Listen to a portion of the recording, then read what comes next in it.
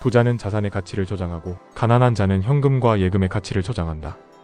그럼 자산에만 가치를 저장하면 누구나 부자가 될 수 있을까? 누구나 부유해질 수는 있지만 아무나 부유해질 수는 없다.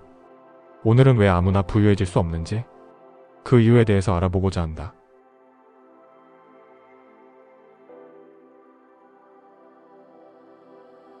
영상에서 수없이 말했지만 천재 경제학자이자 미래학자인 제레미 리프킨은 말했다. 99%의 인간은 유기물 즉 잉여인간이고 1%의 인간만이 선각자로서 큰 부를 일군 자산가가 되어왔다고. 그럼 왜 1%만이 큰 부와 자유를 일군 위대한 자산가가 되어왔을까? 1%만이 그렇게 된 이유는 바로 주변 사람의 말이나 혹은 새롭게 접한 현상과 지식에 대해 소홀히 생각하지 않았고 그냥 흘려보내지 않았기 때문이다. 즉 1%의 사람들은 본인만의 완고한 지식을 계속 고집하지 않고 경청을 습관화하여 그것에 대해 바로 공부해보고 시도한다. 그리고 공부와 시도를 통해 확신하고 그 확신한 대상이 바로 올라탄다. 99%가 아무리 뭐라고 해도 말이다. 따라서 그 어떤 현자가 당신에게 제발 비트코인에 관심을 가져라 혹은 어떤 새로운 지식과 현상에 대해 관심을 가지라고 수백 수천 번 말해도 당신 말이 모두 맞고 경청이 없으면 당신은 1%가 결코 될 수 없다.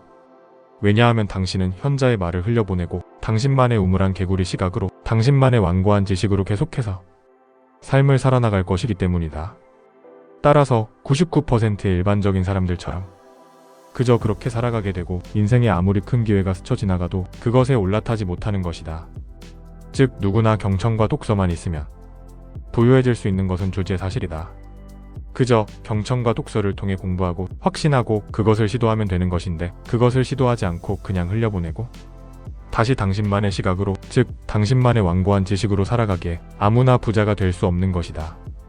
채테크의 기본서이자 핵심이 되는 로버트 기요사키 책 이 세 권만 읽어봤다면 당신은 부자가 되었을 것이다.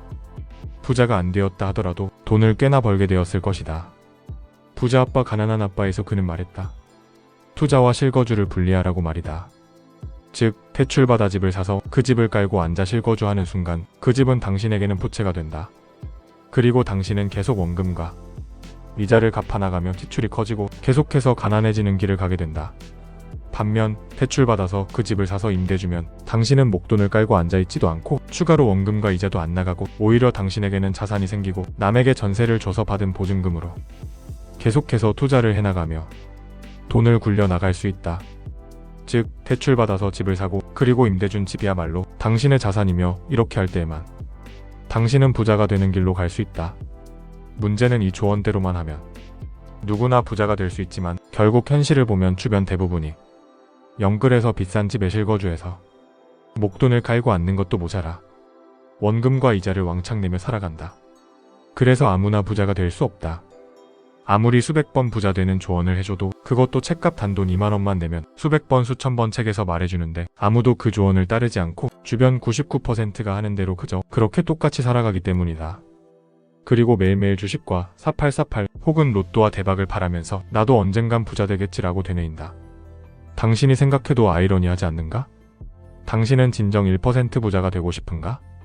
그러기 위해 가장 중요한 것은 어떠한 주변의 말과 현상도 소홀히 하거나 무시하지 말고 조금이라도 관심 갖는 것에서 시작해라. 그리고 경청과 공부와 확신을 통해서 그것을 그대로 따라해보고 실천해라. 당신 주변의 99% 삶으로 돌아가지 말고 그 부자가 되는 길을 그저 따라해라. 그렇게만 한다면 당신은 부자가 된다. 부자는 누구나 될 수 있지만 부자는 아무나 될 수 없다. 과연 당신의 미래는 어떨 것인가?